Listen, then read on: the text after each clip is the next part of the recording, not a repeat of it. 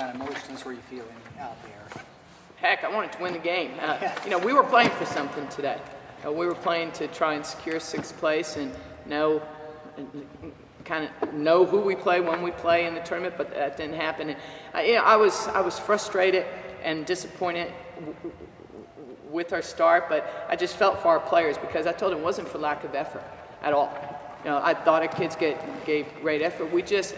It's been the story of our season, not being able to knock down shots, and I thought Houston knocked down some tough one-on-one shots. I mean, there were a couple times they hit shots with us in their face, and we just never got going. We never put together that run. And I feel bad for the players because they feel bad. They wanted to they wanted to win. They wanted to play well, and sometimes it just doesn't happen.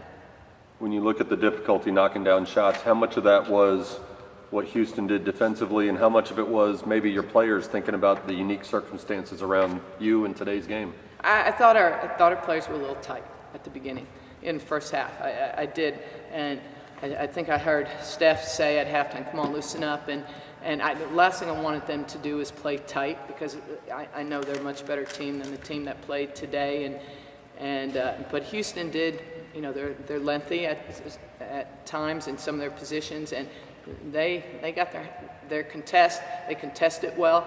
They were there. They played good defense. I mean, I thought Houston, you got to credit them. They came out and they played very, very well.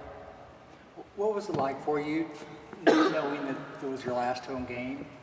I mean, was it a weird feeling? It was, and I kept, I really kept trying not to think about that. I kept trying to think about what we're playing for, and because we still have something to play for.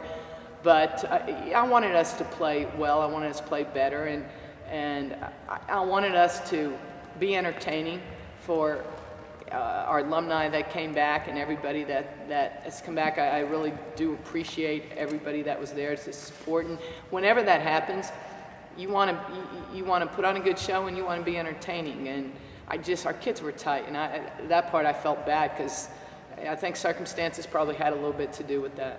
Were you surprised by the number of alums, former players who came back to see you?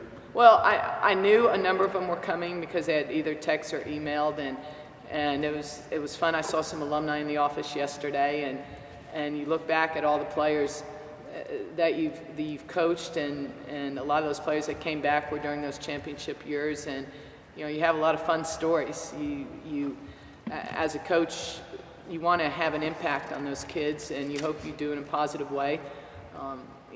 On the other hand, they don't realize that they have as much of an impact on you as a coach. And that's, kids help you grow too. And I've obviously had a lot of years to work on that. Were you more nervous before your first game as head coach or this one? I can tell you my first game. I can tell you. We won by 2 points at UTA on I believe it was a tie ball game. Susie McAnally stole the ball. I'll never forget it because they should have called a foul, and they didn't, which was good. Played in our favor. She stole the ball, scored the layup. I remember it like it was yesterday. Houston's coach brought you flowers. Anything he said before or after the game to you that you could share?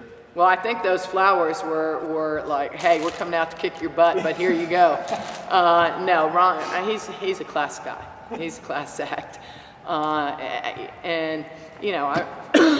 Excuse me, I really appreciate it. We know a lot of their staff, and there's a couple local kids that we've recruited, and they're good kids, and they played their butts off. I mean, again, I credit Houston. They really played well. You've been the center of attention for the last few days since the announcement came out that this would be your last home game, but like you said, you're not done.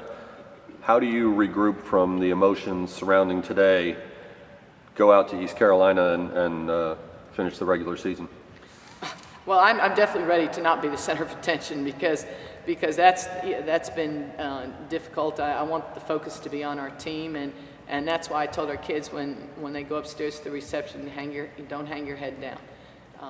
We still have work to do. I mean, we turn around, we come in practice tomorrow at 10:30.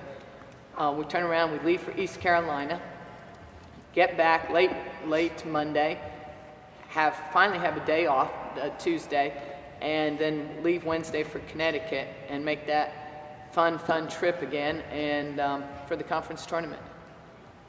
Do one more. And anything you said special today, or did you try to low-key it with the team before the game? But whatever I said didn't work.